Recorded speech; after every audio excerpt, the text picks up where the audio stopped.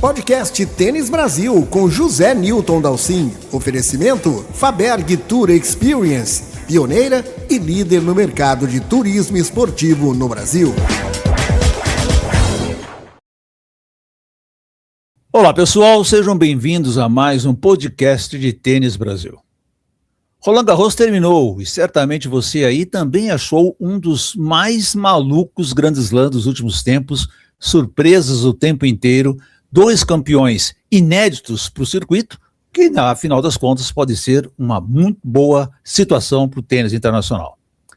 Para comentar tudo o que aconteceu em Roland Garros nessas 2 semanas, o podcast traz os convidados tradicionais da nossa mesa redonda, Otávio Maia, Alexandre Cossenza, obrigado pela presença de vocês dois aqui mais uma vez. Boa tarde, Zé, vamos nessa, valeu. Vamos.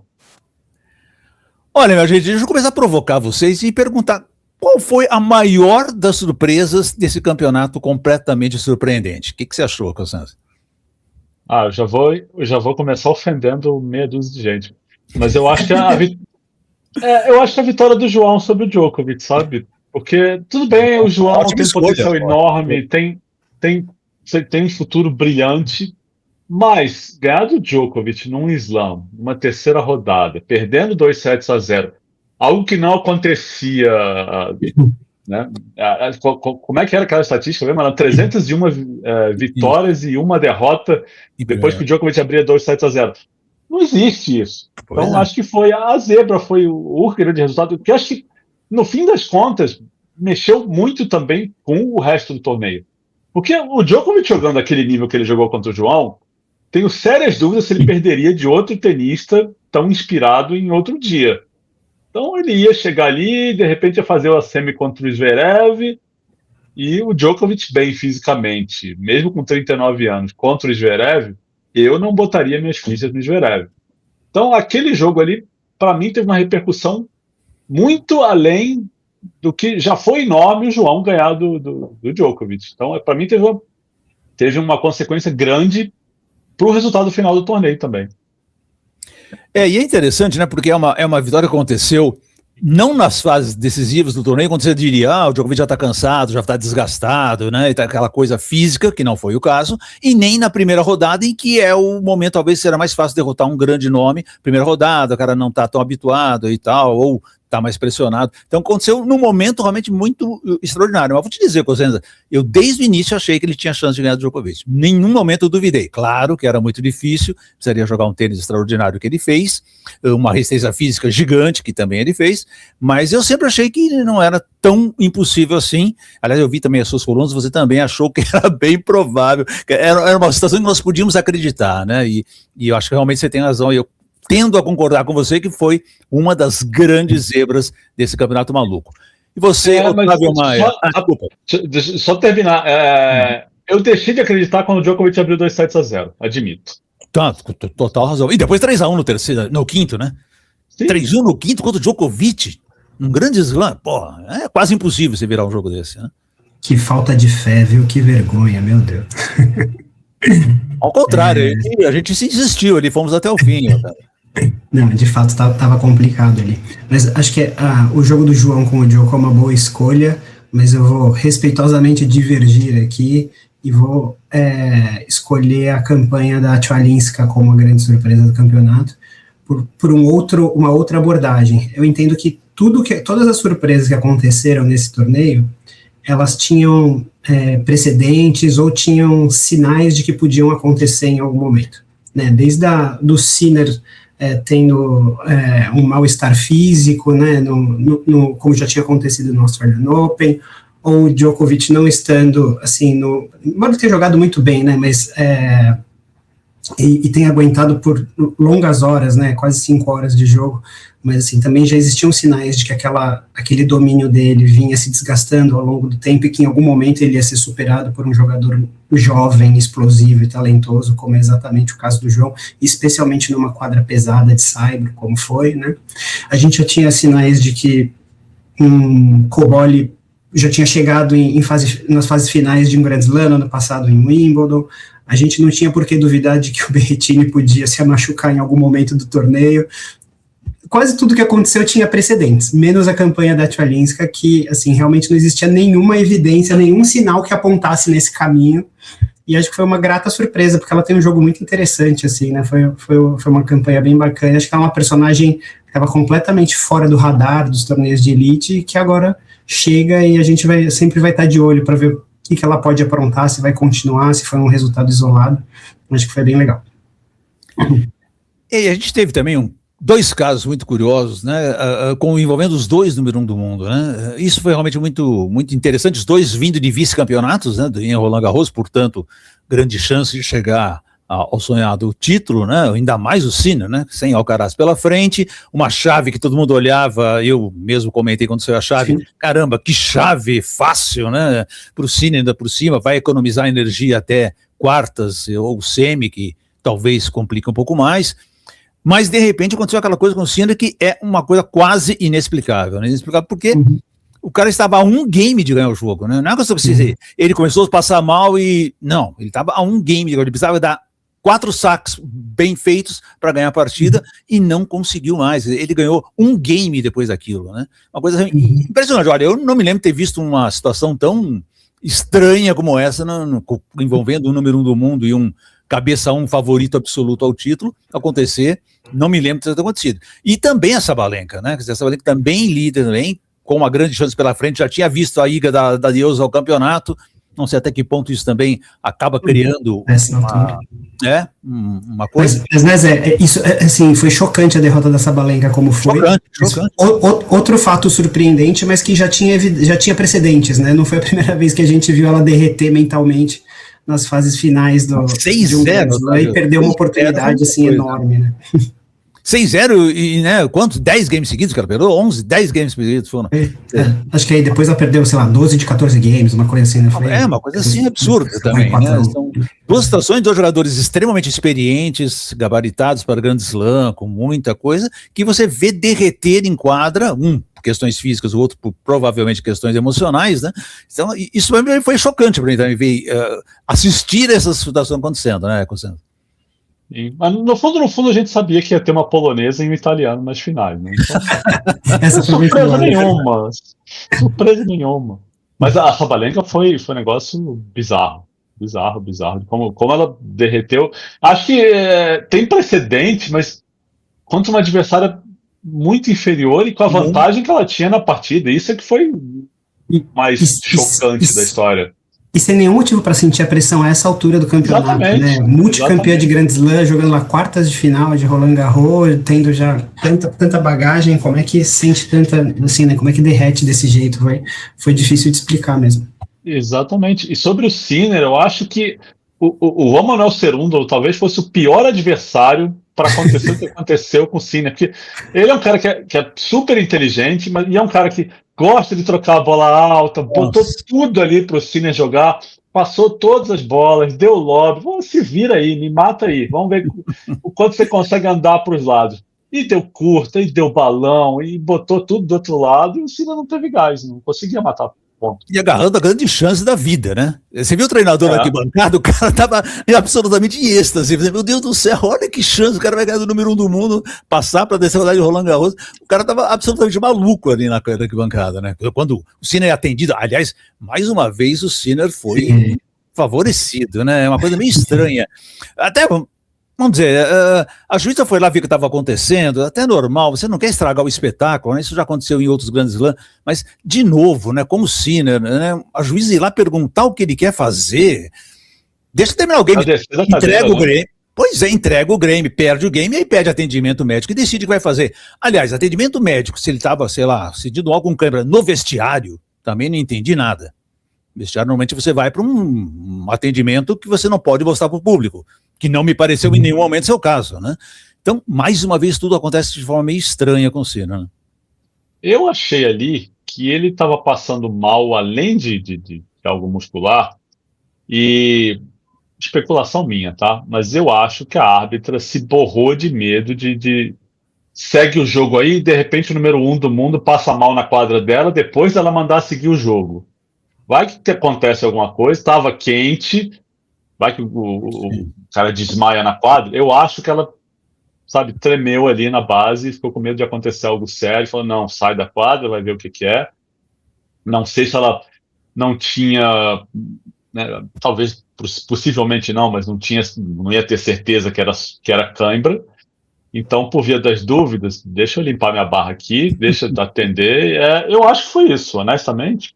Vai que eu sou obrigado a começar a dar pênalti um atrás do outro no número 1 do mundo, o que eu vou fazer?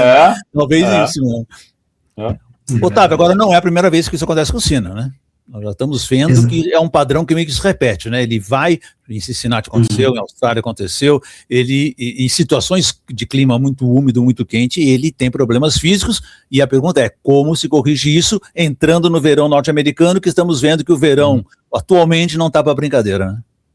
Exatamente. E assim, vamos lembrar que o Sinner, quando ele surgiu como um grande talento, como uma grande promessa, ele tinha um grande ponto de interrogação ali, que era justamente, as pessoas falavam um pouquinho da variação de jogo e tal, mas principalmente sobre a questão física. Ele mesmo dizia que ele começou a treinar por profissional muito tarde, né, no tênis, porque ele esquiava e tal, que demorou para amadurecer a musculatura do jeito que ele precisava, para competir em altíssimo nível e tudo mais, e aí teve um momento ali que ele separou para fazer um training block focado em preparação física para ele dar esse salto, e foi justamente naquele ano em que ele teve aquela grande virada, né, que ele vestiu a capa de super-herói e deixou de ser uma grande promessa para ser o grande protagonista do circuito. E por algum tempo isso teve fora da pauta, né? Ele estava se mantendo bem, assim, ele estava sendo tão dominante que os jogos não estavam se alongando, mas de repente isso começa a aparecer de novo, assim, né? São alguns casos já se repetindo, e quase sempre em Grand Slam, quase sempre em cenários de muito calor e umidade, o que vai configurando um certo padrão, e agora tira até um pouco da nossa confiabilidade, digamos assim, né? A gente esperava, o Sinner era diferente do Alcaraz, que é um pouco mais imprevisível, você nunca sabe qual Alcaraz vai entrar em quadra, se é aquele super motivado, inspirado que vai dar show, ou se é um cara meio aborrecido, meio impaciente, e que vai passar um sufoco desnecessário. O Sinner não, né? Ele era aquele robozinho que a gente falava sem muita emoção, ele entrava lá e cumpria e tal. E aí, de repente, a gente olha para um Grand Slam agora, vai para o US Open, aquele calor, aquela umidade, são condições parecidas, né, assim, de condições climáticas, aquela sensação de previsibilidade, ela se desfaz um pouco, né, e volta esse ponto de interrogação para o Sinner, que ainda tem aquela marca incômoda de não ter vencido nenhum jogo depois de, vocês me corrigem aí, são quantas horas exatamente de jogo, depois de 3 horas de jogo, se eu não me engano, acho que são 9 derrotas, né, por aí. Então, acho que isso volta a estar na pauta para ele. Agora, é engraçado, ele deve ter olhado pro clima que entrou em Paris na segunda semana, que a partir já do fim de semana, né, que esfriou completamente, choveu, esfriou, ele deve dizer, meu Deus, que azar que eu tive de pegar um período de calor absolutamente anormal, né, na Europa, em toda a Europa foi. Então acho que ele deve ter pensado, eu acho que os deuses não estavam muito afim dele mesmo nesse torneio. E por falar nisso, Cosenza, Alexander Zverev soube aproveitar a gigantesca oportunidade que abriu para ele, como você bem citou, queda de Djokovic, queda do Sinner, principalmente, né, acho que seriam as duas barreiras dele, a ausência do Alcaraz, queda do Sinner e a queda do Djokovic. Não precisava muito mais do que isso, mas ainda assim eu acho que ele fez uma campanha bem conduzida o tempo inteiro, né? Sim, a chave não foi, né, grande coisa na primeira semana, mas ele tinha 2 jogos ali, em tese, mais perigosos. O jogo contra o Roda nas quartas e contra o Menchik na semi. Eu acho que eram os 2 jogos que ele podia, né, a gente podia olhar e ver, bom, vamos ver se ele vai sentir o peso, agora que caiu o Djokovic, agora que não tem mais ninguém na chave, ou se ele vai segurar bem a onda. E acho que ele passou bem pelos 2 jogos. Ele quase saiu na perdeu frente o primeiro set do Roda, né? pro Roda. Aliás, ali foi um momento curioso, porque Roda teve o set na mão, saque para fechar, e acho que ali talvez possa ter sido ali o turning point do Zverev, né? Sim, porque se o Roda não erra 2 direitas ali bobíssimas, que ele não estava errando naquele game que ele saca para fechar, bota uma uma dúvida ali na cabeça do Zverev e, de repente, a partida teria caminhado de outra maneira. Mas o Zverev salva aquele set, joga na frente e aí as coisas, né, caminham de outra maneira. Ele pode jogar com um pouquinho mais de calma. A mesma coisa contra o Mendes, ele vence o primeiro set, vence o segundo, opa, tá tranquilo aqui. Até perdeu o terceiro, mas ok, estava sob controle a coisa, né? Nunca saiu do prumo.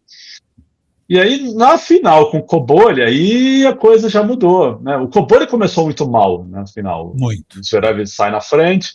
Quando o alemão dá uma rateada ali no segundo set, que fica 7-1, o jogo muda de uma maneira que você sente o Zverev voltando a fazer dupla falta, que ele não fazia há 5 anos. O Cobolli também tomou umas decisões ali, umas opções afobadas, nervosas, muita escolha ruim, né? De erros assim. O set point que ele perdeu foi uma das coisas mais esdrúxulas, né? Digno de torneio imprensa, né, Cossenda? Sim, exatamente. Eu joguei no primeiro torneio de simples esse fim de semana, foi bem assim, bem nesse nível. Mas e o jogo ganhou contornos dramáticos. Se o Cobolli não tivesse totalmente pregado naquele quinto set, não sei não, viu? Mas, enfim, o Zverev foi lá, né? Jogou até um pouquinho, ele fala na coletiva depois do jogo, né, que ele joga um pouco mais solto depois que começa a sentir cãibra e que acaba ajudando ele tentar ir para mais bolas, arriscar mais. Ele perde o tie-break do quarto set empurrando bola ali, esperando o Cobolli, né, me mata aqui. O Cobolli vai lá, fecha, força o quinto set. Aqui não sobrou nada para o italiano na reta final. Porque se o Cobolli tivesse inteiro fisicamente ali, não sei não.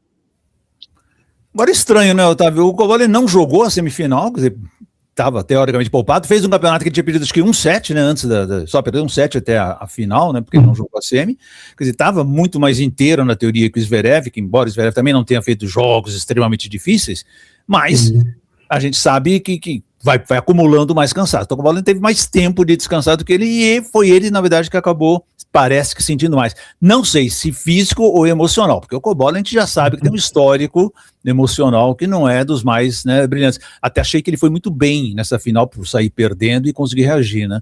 Até achei que ele se equilibrou bem. Eu acho que o Cobolli tentou jogar um tom acima do jogo padrão dele, digamos assim, para aproveitar essa grande ocasião e superar um jogador que, evidentemente, tem mais repertório do que ele nesse momento, né? E acho que isso traz um desgaste maior, tanto do ponto de vista mental quanto do ponto de vista físico. E acho que assim, a gente tem uma medida clara sobre a superioridade do Zverev quando a gente olha para o retrospecto recente dele em Roland Garros.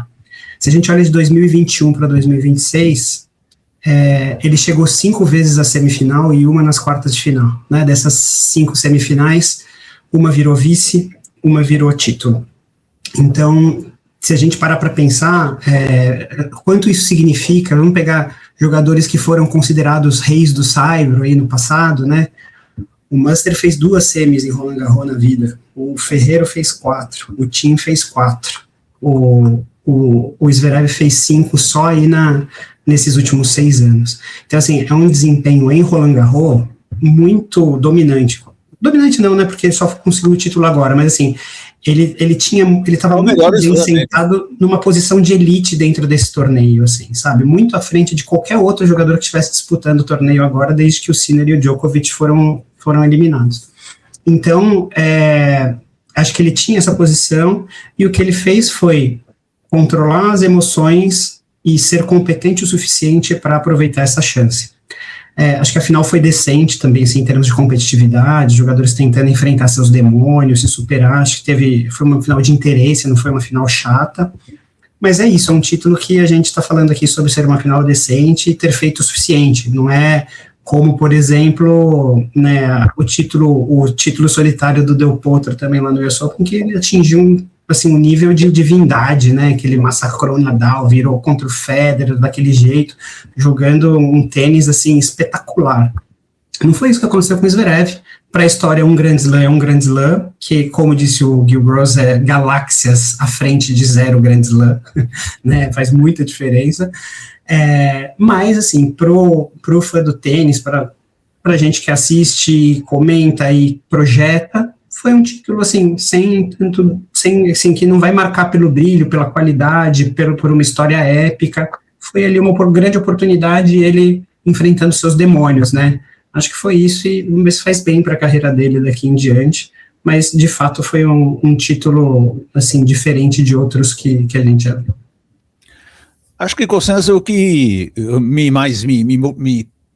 emocionou, vamos dizer assim, com a conquista do Zverev, foram dois fatos que tem a ver com a carreira dele toda. Primeiro, que ele é um cara que tem um problema de diabetes 1, que é um problema seríssimo, né, que é muito difícil levar uma carreira esportiva como o tênis em frente, ainda mais um grande slam, jogos muito longos, desgastantes, não sabe quantas horas você fica na quadra, tem que treinar, etc e tal. Eu acho que ele evoluiu tecnicamente muito em relação a 2020, a final que ele fez com o Thiem para ontem, ele era outro jogador completamente diferente, né?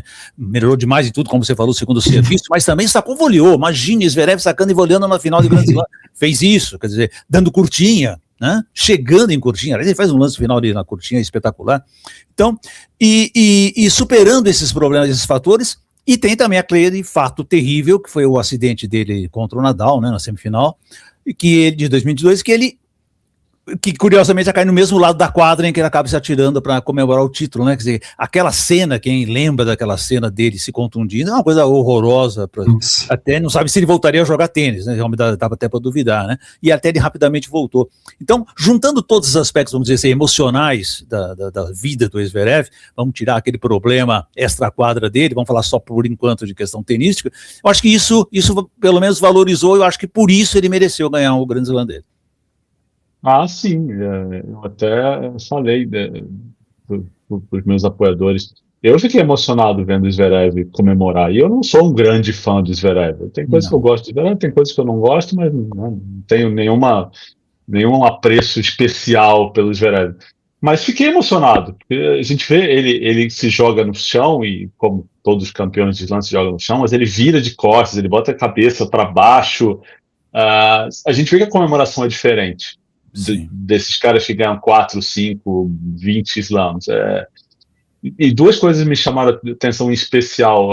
O grito que ele dá quando levanta o troféu, que é uma coisa que a gente quase não vê no tênis masculino. Ele estica o braço, bota o troféu e grita. E você falou da torção, né, do tornozelo, que ele rompeu o ligamento, fraturou 2 ossos ali. Quando ele fala isso na cerimônia de premiação, ele vira o rosto e olha para o canto da quadra. Ele fala... Exatamente. 4 anos atrás eu estava naquele canto ali. Deve ser muito forte para ele.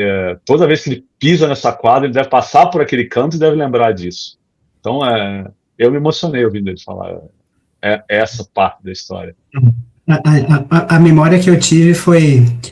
a gente vai lembrar aqui no episódio que deixou o Zé Newton muito depressivo lá em 2012, que foi quando o Corinthians ganhou o título da Libertadores, né, e finalmente ganhou o título, e o Lance fez uma capa no dia seguinte que era libertado, né, fazendo a brincadeira com Libertadores, mas no sentido de estar livre daquela coisa de não ganhar Libertadores, de não ter passaporte, que assim, carregava, né, a discussão de futebol aqui no país e tal, não sei o quê. E para mim, assim, quando eu olhava para o Zverev, assim, parecia que eu via uma capa de jornal escrito assim, o Zverev é libertado, porque assim, ele tá livre daquela coisa de ser o maior jogador da história sem ganhar Grand Slam, o homem que sempre fracassa no final, que tinha tudo e não ganhou nada, e tal. E aí, agora, assim, as palavras dele refletem um pouco isso, né? Não interessa o que você diga, não interessa o que aconteça daqui para frente, nada vai mudar o fato de que agora eu sou um vencedor de Grand Slam, nada tira isso dele. Interessa se quem desistiu, quem estava na chave, quem não estava. Ele é um vencedor de Grand Slam, e até ontem ele estava preso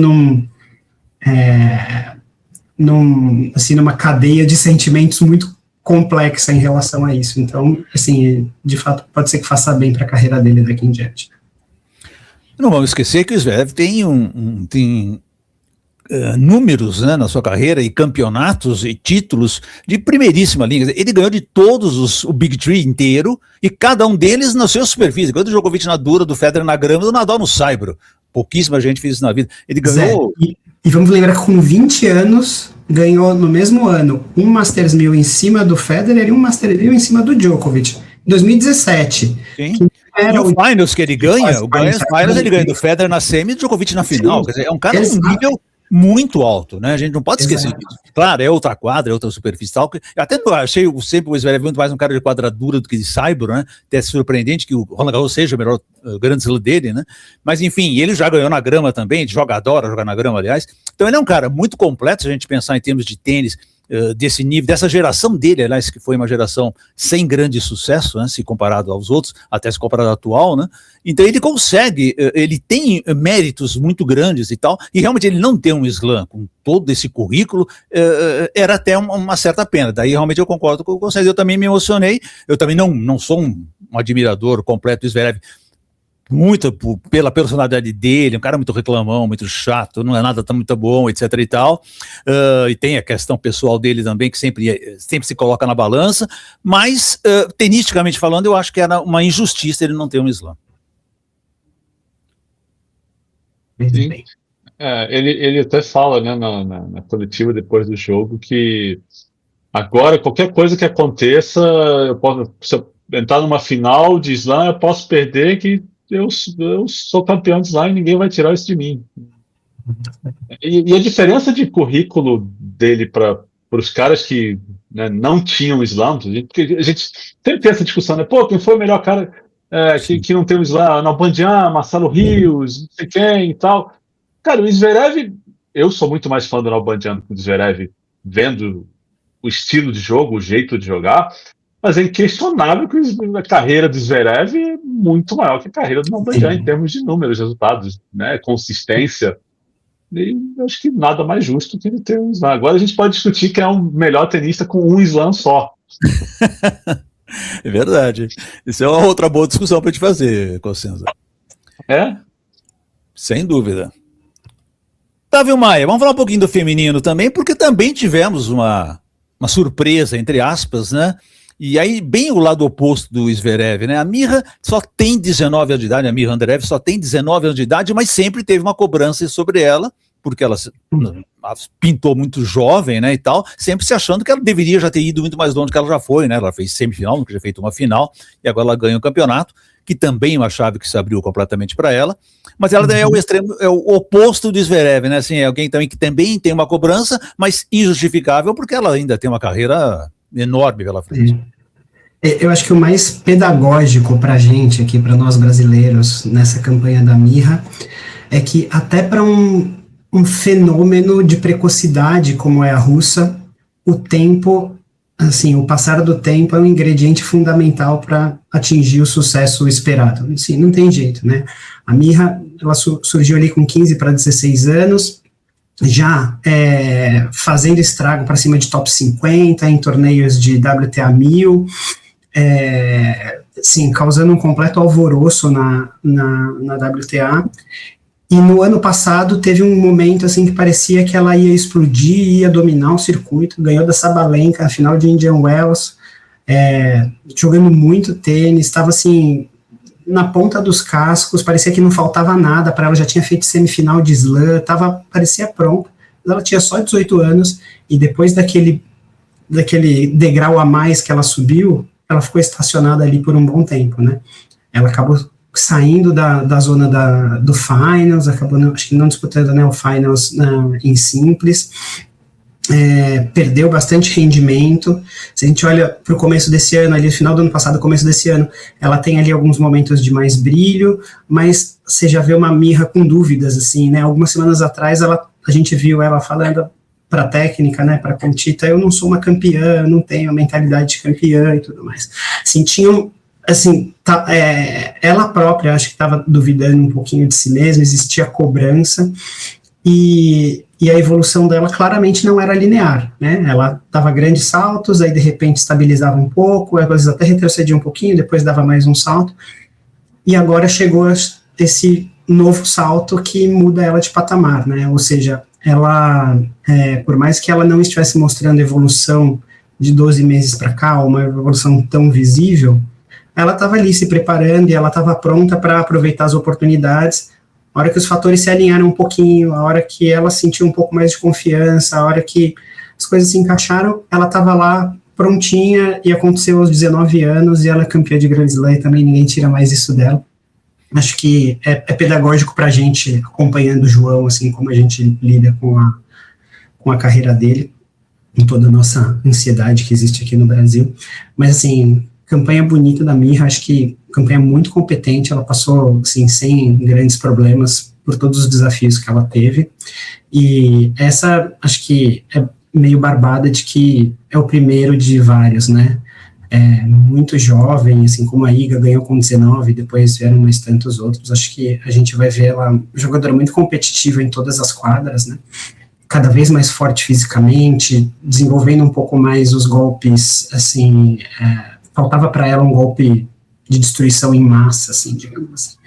E ela conseguiu colocar um pouquinho mais de peso nas bolas dela, dominando muito bem o centro da quadra, com aquela movimentação, aquela capacidade de mudar a direção da bola que lembra um pouco o Murray, assim, alguns aspectos. Um QI tenístico lá nas alturas também.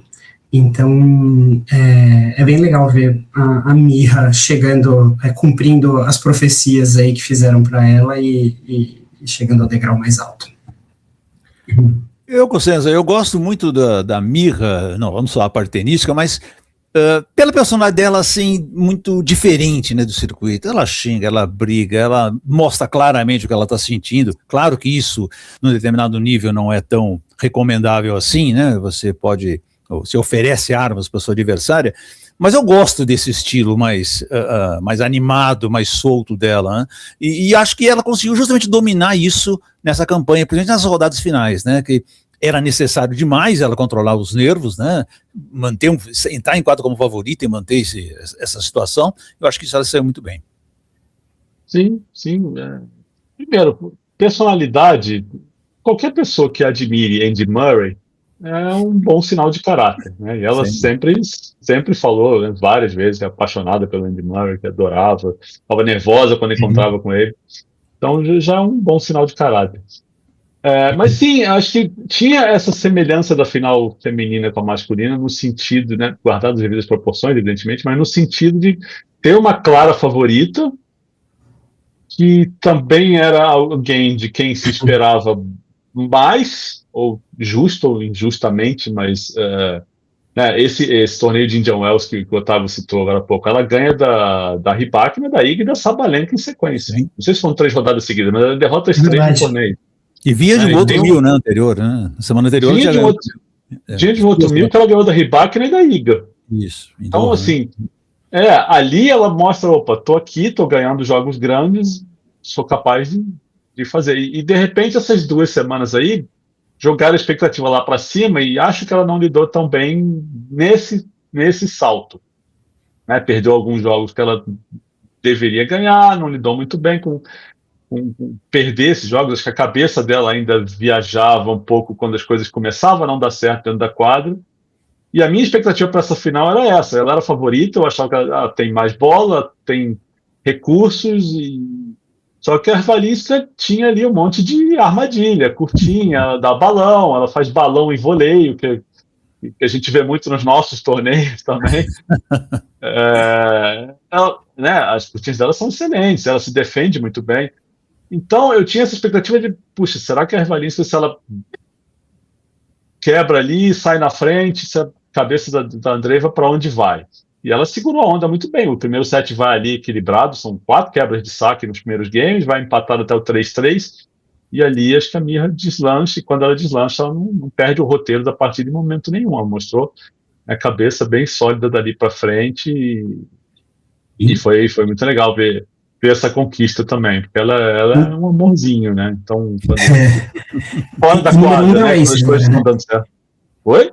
Já estamos aí no meio do ano e número 1 da Race agora, né? O que, assim, abre perspectivas de ser uma inflexão no desempenho dela, né? O que muita gente espera pro Zverev, que agora ele vai estar leve, vai jogar, quem sabe vai desafiar o Karatsev, o Sinner. Eu não acho que vai ser uma panaceia, assim, acho que vai deixar ele mais leve, mas não vai ser uma panaceia. Agora, para Mirra, talvez seja um ponto de inflexão mais marcante, assim, né? Porque ela estava jogando um pouco abaixo do potencial dela, e quando ela realiza todo o potencial dela, aí ela realmente é para disputar a liderança mesmo com as melhores do mundo. Acho que o Zverev não tem condição de fazer se o Alcaraz e o Sinner estiverem no melhor momento. Então, vamos ver agora os próximos torneios da Mirra. Ela pode botar bastante pimenta aí nessa disputa pela primeira colocação do ranking. Vai ser um segundo semestre bem legal, assim, para a WTA, com a Rybakina chegando também. Acho que fazia tempo que a gente não tinha múltiplas candidatas a ocupar a liderança quando você já está chegando no meio do ano, assim. Queridos, vamos falar um pouquinho de tênis brasileiro, que fez muito furor agora em Roland Garros, né? João Fonseca com uma campanha, sua melhor campanha em Grand Slam, mas muito mais do que isso, fazendo jogos de alta categoria, de um nível muito alto, na minha modestíssima opinião. Tivemos aí o título do Couto Miguel e a semifinal da Luiz Stefani. Quer dizer, o Brasil nunca teve tantas condições, como você escreveu lá no UOL, tantas condições de ganhar campeonatos, de entrar como favorito em várias situações diferentes. Fonseca não era um favorito, mas fez uma campanha incrível, né? Poderia ter ganhado o Mensah se tivesse jogado um pouquinho melhor, né? Outras circunstâncias. Mas, enfim, uma campanha extraordinária do Brasil. Vamos começar por quem? O Cossenzo, começa por João Fonseca. Faz uma análise para ele, já que você destacou ele como a grande surpresa do campeonato. Bom, vou começar pelos adjetivos que todo mundo adora e eu odeio. Pô, é uma campanha épica e histórica de João Fonseca. Vamos lá. A vitória sobre o Djokovic, assim, se fosse só isso que ele tivesse feito no torneio, se tivesse sido a primeira rodada, já seria um espetáculo. Mas ele foi lá 2 dias depois, ganhou do Casper Ruud, que é outro cara duríssimo de ganhar no Saibro. E quarta de final, maravilhoso. Maravilhoso, não tem muito o que falar, sabe? Ganhar do Ruud vindo de 2 jogos de 0-2. Além do Djokovic, o jogo anterior dele também de 2-0. Tem isso. Jogou, aliás, falar do Prismic. O Prismic jogou muito bem também, né? Um jogador que deu muito, sei lá, jogou demais nos 2 primeiros sets, acho que depois ele foi perdendo um pouco o embalo, né? Talvez não experiente o suficiente para jogar um melhor de 5, mas um cara que deu enorme trabalho, também mostrou um potencial gigante, né? Que a gente já tinha visto em outros campeonatos. Esse garoto também vai longe. E aí você enfrenta o Djokovic na mesma situação, ganha e vai pro Ruud, quer dizer, não tem uma chave mais dura do que isso. Sim. Não, e ganhou, assim, com alguns elementos que foram muito legais para silenciar os haters ali durante aquela semaninha, porque falavam que porque o João não está mais atacando, não está mais sendo agressivo. Ele foi lá e foi agressivo contra o Djokovic, foi agressivo contra o Ruud, contra o Prismic, nos 3 sets que ele virou, mas sem ser kamikaze, como eu escrevi no blog. Acho que, assim, ele não saiu dando tiro loucamente partida nenhuma. Né? E outra coisa que a gente vê muito com um garoto jovem que bate muito forte na bola, perdeu o primeiro set, ou no caso de um slam, perdeu 2 sets, tô perdendo, vou sair dando porrada na bola aqui e vou resolver o negócio. E normalmente o tiro sai pela culatra, acaba dando mais errado do que certo. O João não perdeu esse roteiro em momento nenhum desses jogos, dando 2 sets a 0 abaixo. E isso é impressionante de ver.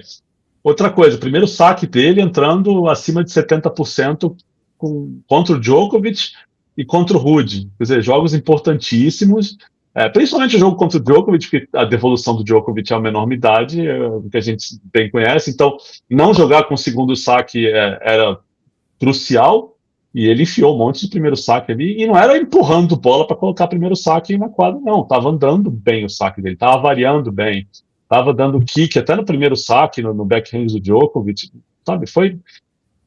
taticamente, tecnicamente, o João foi muito, muito elogiável em vários aspectos nessa campanha toda. E a questão, né, Otávio, de ele... todo mundo também duvidava muito do físico, né? Será que você aguenta 5 sets? Vai morrer no 5º set, não tem físico, ele tá gordinho, não sei o que lá. Quer dizer, todas essas coisas que ele mostrou também que ele está fisicamente. E algo que me chamou muito a atenção nele, e o Djokovic bastante, o próprio Ruud bastante, e o Mensah também, né? Ele acabou fazendo isso bem, a capacidade de defesa dele. Como ele chegou em bolas muito difíceis, fazia a bola voltar várias e várias vezes, obrigava o cara. O Ruud aconteceu muito isso, bater 3, 4 vezes na bola para ganhar o ponto. Então, eu acho que tudo isso é um conjunto que mostra uma evolução muito importante.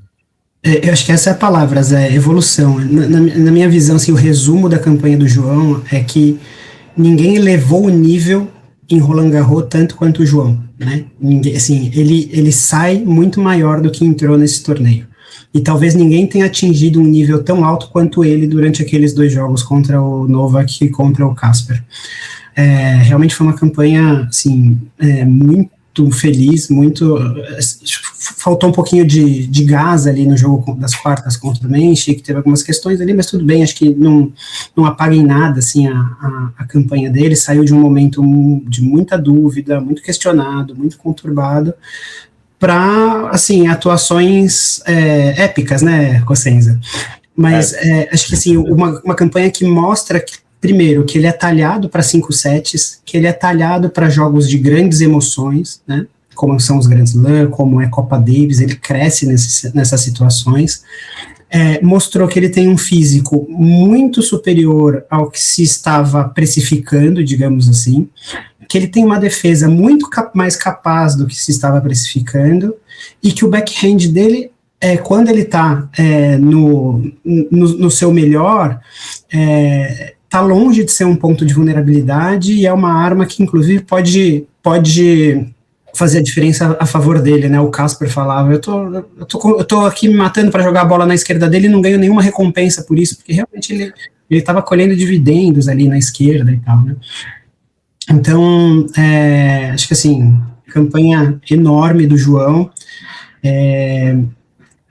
acho que a trajetória dele, como a da Mirra, não é linear, e a gente tem muitas nuances, muitas respostas contraintuitivas e que não são muito compatíveis com essa ansiedade que a gente tem, essa paixão que a gente tem torcendo por ele, e é muito difícil que todo mundo consiga respeitar essas nuances e interpretar esses aspectos contraintuitivos com tanta paixão, com tanta ansiedade. Então, teve esse muito questionamento de que ele está muito defensivo, ele não devia fazer isso, ele devia voltar a jogar de outro jeito, estão podando o João e tal. Acho que muitas vezes isso está certo e está errado, né, porque a resposta é sim e não, porque ele não começou a mudar o estilo dele hoje, ele começou a incorporar coisas novas no plano tático, ele faz quase um ano, e isso estava presente, inclusive, nos momentos que ele foi bem sucedido, estava na Basileia, estava lá contra o Sinner, estava em outros momentos, bons momentos, e também em derrotas que ficaram marcadas, como a do Medjedovic, que acho que foi a mais impactante, a do Rodar. E o João, ele tem uma característica que para mim é muito marcante em como ele conduz a carreira, que é ter um pensamento de longo prazo. Ele pensa o calendário dele com pensamento de longo prazo, e ele pensa o repertório dele com visão de longo prazo. Então, ele decidiu que ele vai colocar mais coisas no repertório, e que isso tem uma certa influência sobre o comportamento tático dele. E assim, o quanto você vai incorporar coisas novas, quanto que isso vai ocupar do seu jogo, tudo isso tem um pouco ali, né, de testar, errar e acertar. Então é normal que ele não acerte de primeira. Eu acho que ele foi muito defensivo contra o Medjedovic e em outros jogos também, mas em outros momentos isso foi fundamental, essa consistência que ele conseguiu de botar mais bola em jogo, de extrair mais erros do adversário.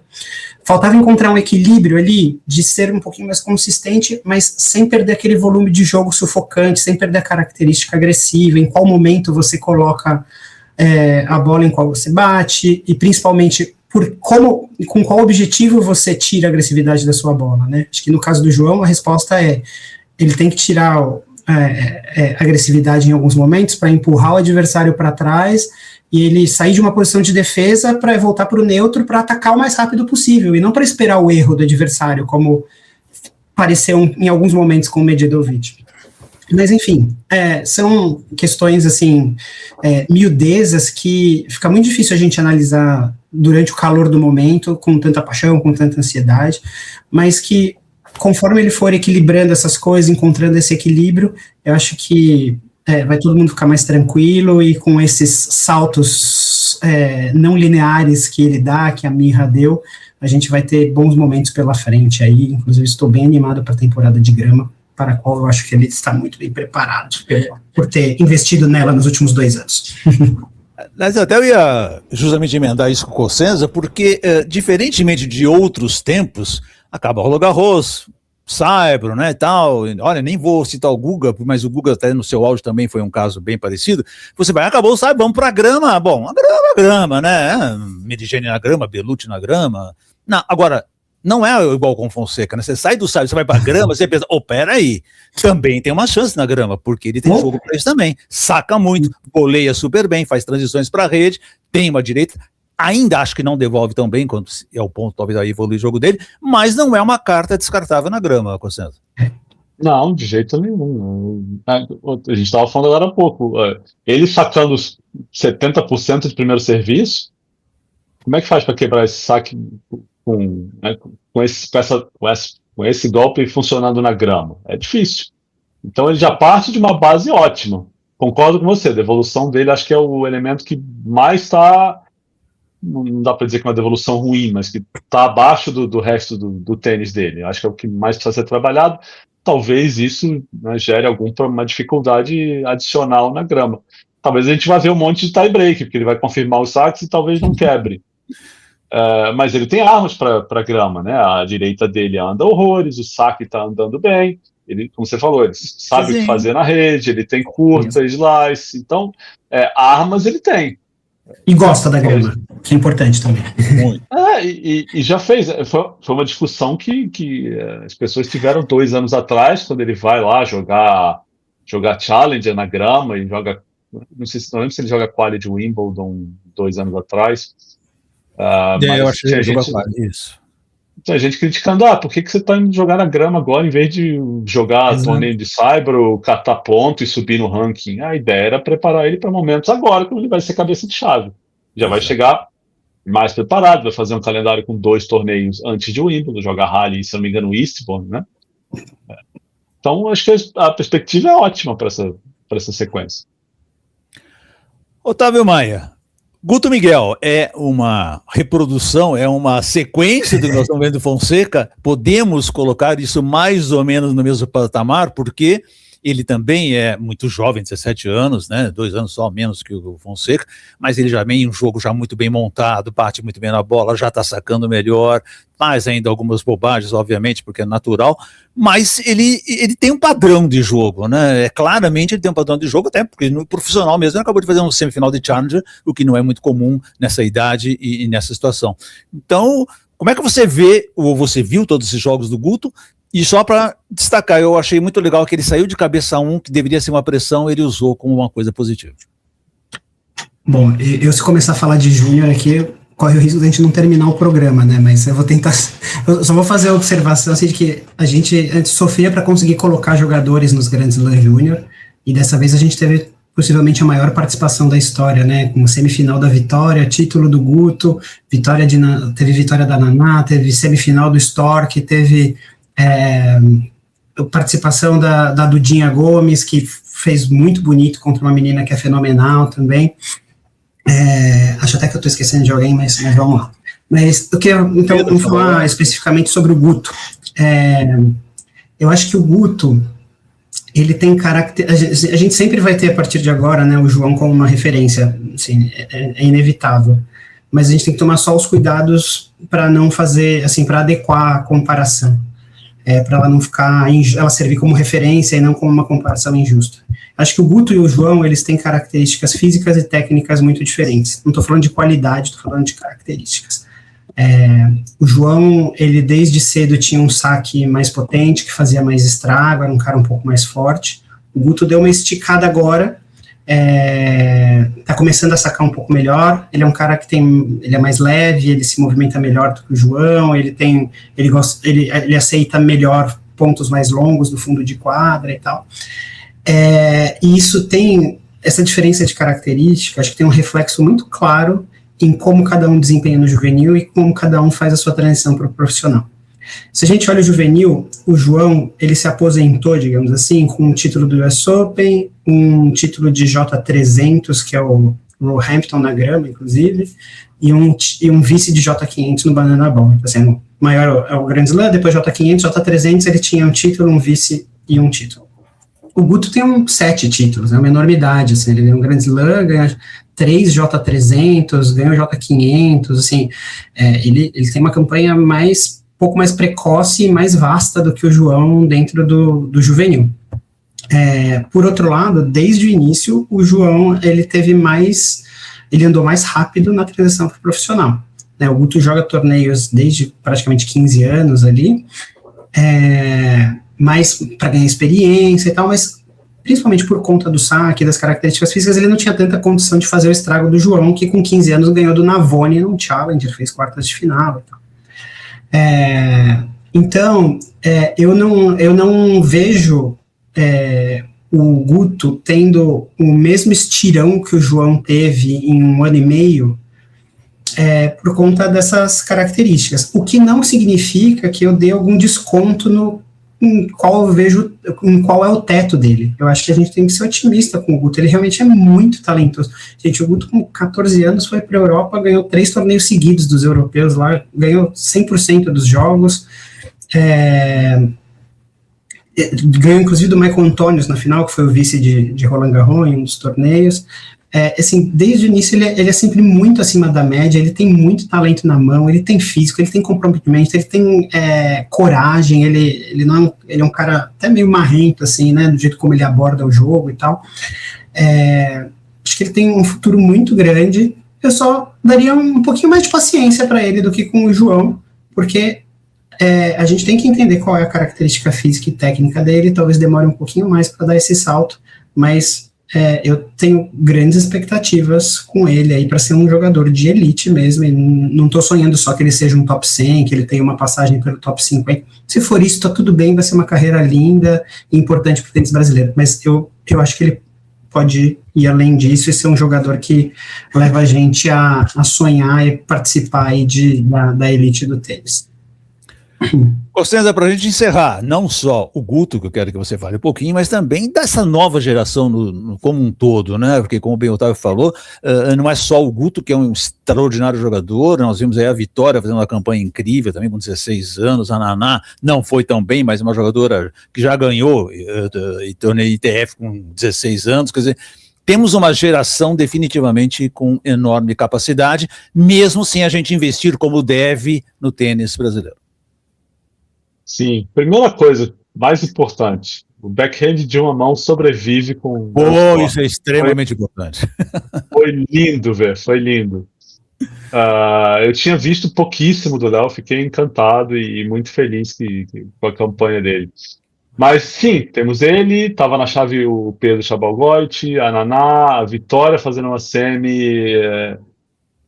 Então, assim, a gente para e pensa no tênis, puxa, a gente tem uns 15, 20 anos aí né, com perspectivas das melhores possíveis, como talvez a gente não tenha visto nos últimos, sei lá, 40 anos de tênis brasileiro.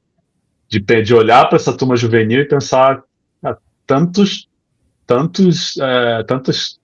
jovens podendo ser grandes, né? E, como o Otávio falou, não é pensando em ser top 100, não. E se for top 100, maravilhoso que seja. Mas a gente olha para a Naná e para a Vitória, a gente pensa grande. A gente olha para o Guto agora, tem uma perspectiva ótima também. Então, é muito animador, mas, como você falou, né, não é resultado de um trabalho pensado, um projeto... nossa, o tênis brasileiro está trabalhando dessa maneira e por isso essa turma apareceu. Não, a Vitória foi peneirada ali e hoje está se desenvolvendo fora do país, inclusive. A Naná também foi encontrada, um produto do trabalho da Rede Tênis. O Guto está lá com o Dumont em Brasília, é um caso bem, bem isolado, não estou tirando mérito de ninguém, né, da equipe, não é isso que eu estou querendo dizer, só estou dizendo que não é um trabalho de confederação, ou do tênis brasileiro tem um projeto para achar as coisas. Não foi. Né? O do Guto, talvez a maior semelhança seja com o João Fonseca, no sentido de, olha, saiu um garoto especial aqui e foi moldado por gente competente. Né? Os dois. Mas, e a gente olha a Luísa foi formada nos Estados Unidos. São exceções aqui e ali. A gente está com uma geração de exceções, que é uma geração fantástica. Mas acho até que a CBT tem ótimas intenções de trabalhar, de aumentar o número de torneios no país, de ajudar nessa transição. Precisa de patrocinador para isso, acabou de perder o patrocínio do BRB. Eu lembro que eu conversei com o presidente no Sauípe ano passado, ele queria ter um terceiro patrocinador que se juntasse à Engie e ao BRB para aumentar esse aporte, para aumentar esse subsídio, para ter mais torneios no Brasil. Ele mira muito no modelo italiano, de ter muitos torneios e acha que isso ajuda mais pessoas, mais tenistas a se desenvolverem. Acho uma ideia super válida, não acho que resolve todos os problemas, mas é uma parte interessante. Agora, em vez de ter 3 patrocinadores, tem um só. Então, andou para trás porque o BRB tem todas as questões que todo mundo sabe. Então, a CBT tem que correr atrás agora de patrocinador para colocar, pelo menos essa parte do plano, né, em prática. Vamos ver. Mas, falando de material humano, não está faltando, né?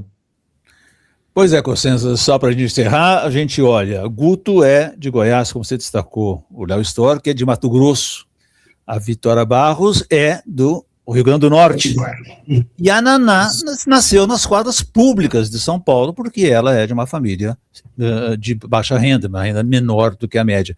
Portanto, olha, quanto talento perdido no Brasil afora, e a gente continua não fazendo um trabalho de prospecção de talentos como deveria ser feito. A gente fica sempre esperando essas coisas acontecerem. Felizmente existem os centros de treinamento particulares que hoje absorvem alguns desses nomes, muitos outros provavelmente ficaram de fora porque não tiveram a mesma sorte.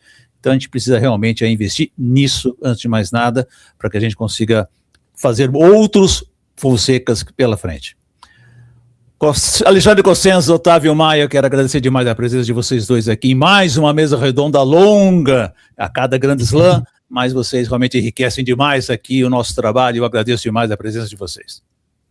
Valeu, Zé Ale, sempre um prazer, brigadão. Prazer meu, gente, até a próxima, abraço. Abraço. Podcast Tênis Brasil com José Newton Dalcin. Oferecimento Faberg Tour Experience, pioneira e líder no mercado de turismo esportivo no Brasil.